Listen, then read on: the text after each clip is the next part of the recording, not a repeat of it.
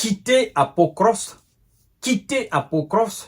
elle vous a dit, Maria Bezouglia, la députée du peuple ukrainien, députée de la Rada, vous a dit, quittez Apokros, la ville ne va pas tenir. Prenez vos clics et claques, partez. Vous n'avez pas compris. Et là, c'est pas bon pour vous du tout.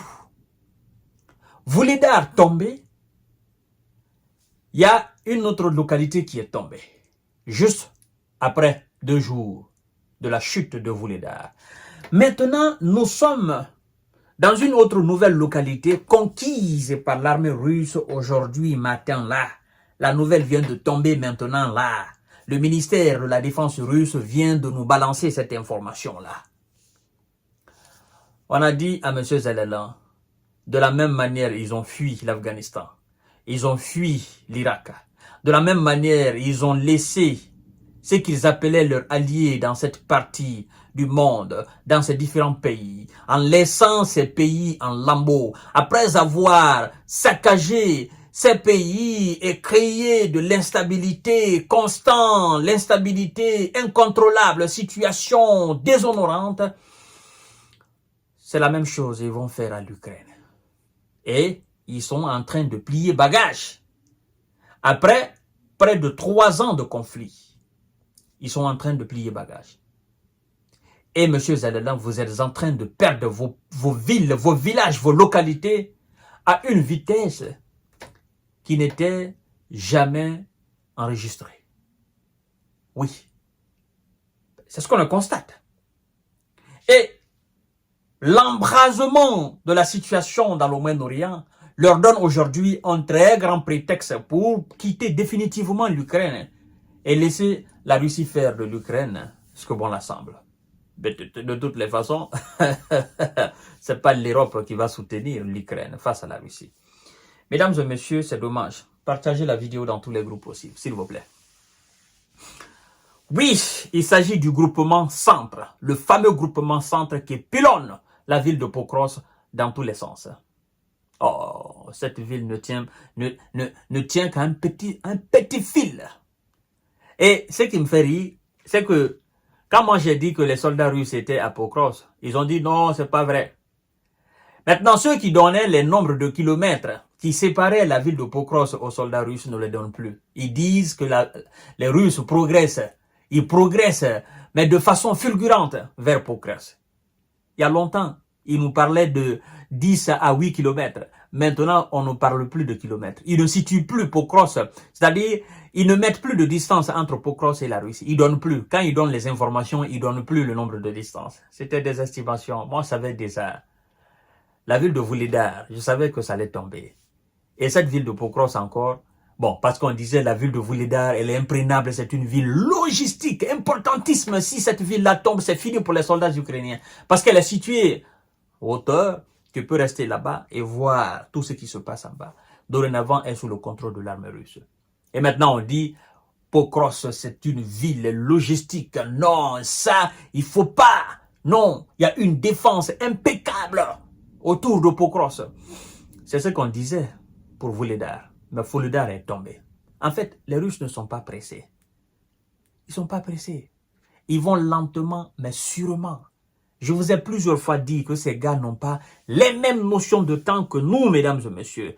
La Russie revendique ce lundi 7 octobre 2024 la capture d'un nouveau village près de Pokros, ville qui sert de nœud logistique dans l'est de l'Ukraine et dont les forces russes se rapprochent progressivement depuis des semaines.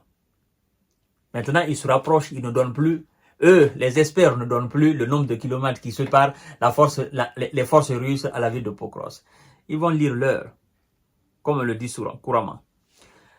Grâce alors à l'action résolue des unités du groupe Centre, la localité de Rodivka a été libérée, a précisé le ministère de la Défense russe.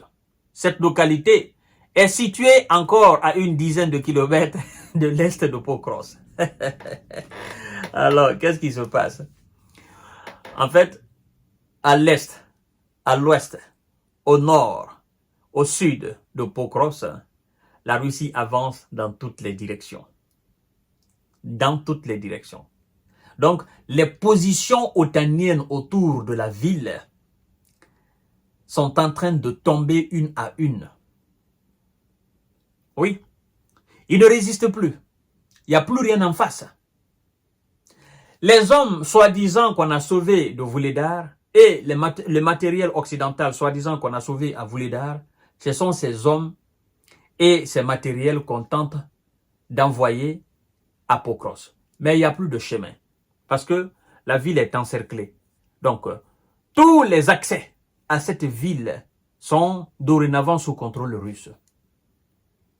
À part, je crois bien, un seul, à partir duquel les forces ukrainiennes entrent et ressortent. Je crois bien.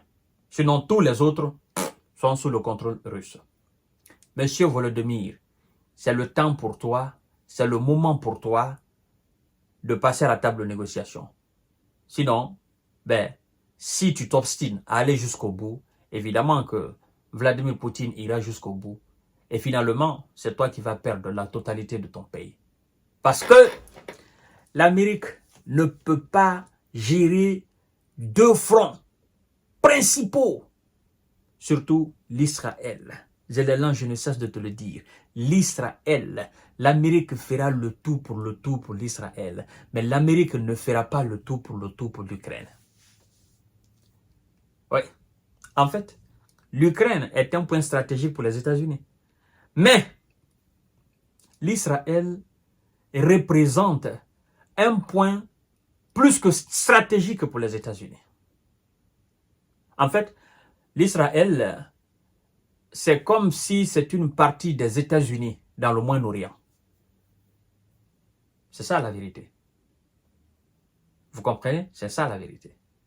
Et je crois que vous le savez aussi. Bon, j'ai vu des déclarations aujourd'hui hypocrites des dirigeants américains, de Kamala Harris et de M. Biden. Ça m'a beaucoup fait rire. Hein? Par rapport au 7 octobre 2023. Donc, en fait, les politiques, moi, ne m'inspirent pas confiance au fait. Ce sont, en fait, je me dis que ces gens, je ne sais pas si, après toutes ces déclarations farfelues, s'ils rentrent chez eux et aller regarder leurs enfants, leur progéniture. Quand une candidate aux élections présidentielles américaines dit qu'elle se souviendra toujours de l'horreur du 7 octobre 2023, ce qui s'est passé, n'est-ce pas, entre l'Israël et la Palestine, et en même temps, elle dit qu'elle est vraiment abattue par ce que l'Israël a fait aussi dans la Palestine. Elle dit d'ailleurs qu'elle se battrait pour que la Palestine, le droit de la Palestine soit respecté et que la dignité de la Palestine lui revient. Moi, ça me fait rire. De l'autre côté, tu dis, je soutiens Israël. D'un côté, je soutiens l'Israël, je vais donner des armes. Et je me battrai pour la Palestine, pour que la Palestine retrouve son droit et sa dignité. Mais c'est que tu es insensé. Tu as un problème mental. Bon, on n'est pas là-bas. Nous allons décortiquer ça certainement dans une autre émission. Mais sachez tout simplement que M. Zélélan, il a perdu. En fait, je fais le parallèle à l'Israël pour que Zélélan comprenne que, sincèrement, tout ce qui se passe au Moyen-Orient, là, c'est la combinaison des États-Unis pour fuir son pays, l'Ukraine. Pour fuir l'Ukraine. Parce qu'il se retrouve là face à un très grand morceau, le plus gros morceau qu'on appelle la Russie. Et donc, ils ne savent plus quoi faire. Donc, il faut continuer à enflammer la situation au Moyen-Orient pour que les gens oublient complètement ce qui se passe en Ukraine. Et donc, Zélélan, lui aussi, il fait des actions pour que les médias occidentaux parlent de sa situation. Mais les médias occidentaux en ont marre de ce qui se passe dans son pays. Eux, ils ont besoin maintenant du sang frais. Ils ont besoin de quelque chose de nouveau. C'est pourquoi tout le monde est concentré actuellement sur l'Israël. Ben, voilà un peu, M. Zélélan. On est en train de fuir ton pays et tu es en train de perdre tes villages, tes villes et tes localités. Voilà. La Russie est en train de gagner et finalement, tu vas capituler. C'est ça la vérité. Je vous donne rendez-vous tout à l'heure pour notre série d'informations de décortiquage. Merci beaucoup.